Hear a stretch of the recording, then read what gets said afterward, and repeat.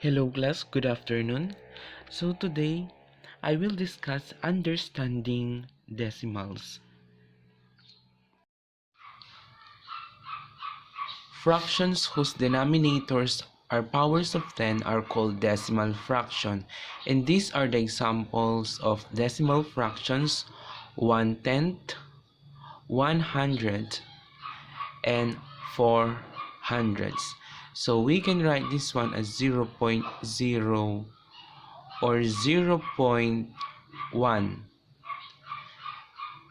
In the place value of decimal, we start in F or after the decimal point, and we start with tens. So this is 1/10, 1/10. Next, 100. So we can write this as 0.01. Tens, hundreds, so 100.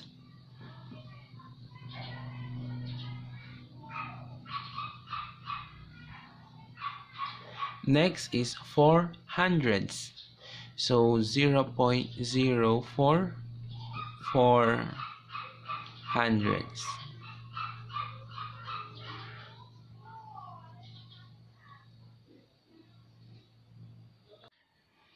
So I will introduce to you the place value chart. Right after the decimal point, the place value starts with tens, hundreds, and thousands. And in the whole numbers, the same. You will start from right to left, ones, tens. So in this case, so tens is tens, ones is ones, 1/10, 100s or hundreds, and 1000s. So for example, we have this one, 4, 3. 7 is for tens, 5 is for hundreds, and 9 is for thousands. So when we read this whole number with decimal or mixed number, 43 and 759 thousands. So we need to consider the place value of the last digit in the decimal. 43 and 759 thousands, because thousands is the place value or place of 9. Or we can read this as 43.759.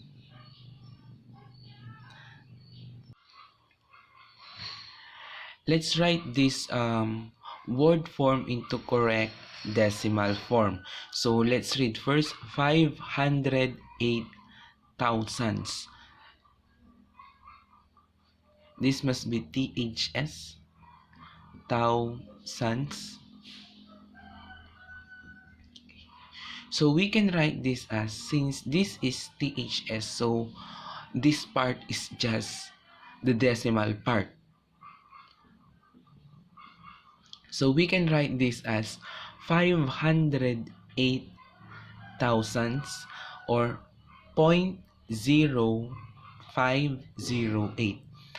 Hundred, tens, hundreds, thousands. 508 thousands. Next is 5 and 68 hundreds.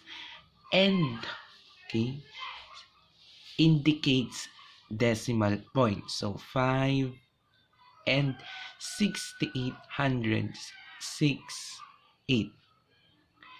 Tens, hundreds, 5 and 68 hundreds. So let's write this each fraction into decimal form. So let's read first the first one, 23 hundreds. So we can write this as 0.23.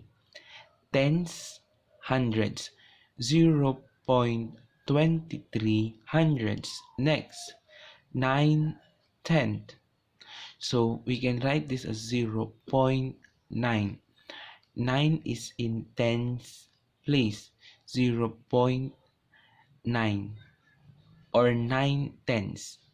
Next is 2 and 12 hundredths.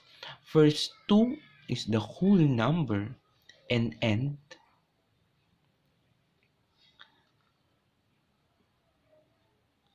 12 hundredths. So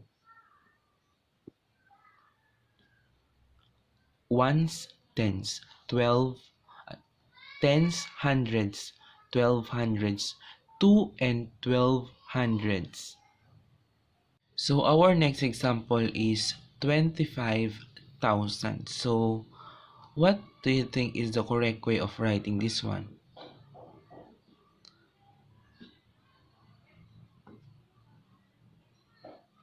Is it 0.25 or 0.025? So let's try to plot 25,000.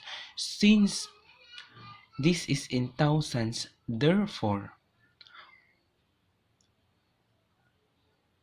5 is in thousands, 2 is in hundreds, and what about in tens? 0, then decimal point. So 0.025 tens, hundreds, thousands, or 25 thousands. This must be THS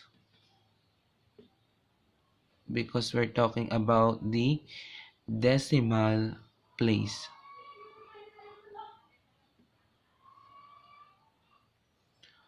0.025 or 25 thousands. So this is the correct way of writing it in decimal form. Because if you read this one, 0.25 or 25 hundredths.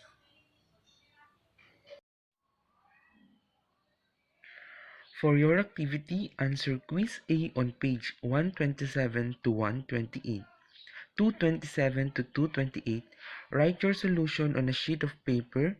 Take a photo of your answer, send it via private message.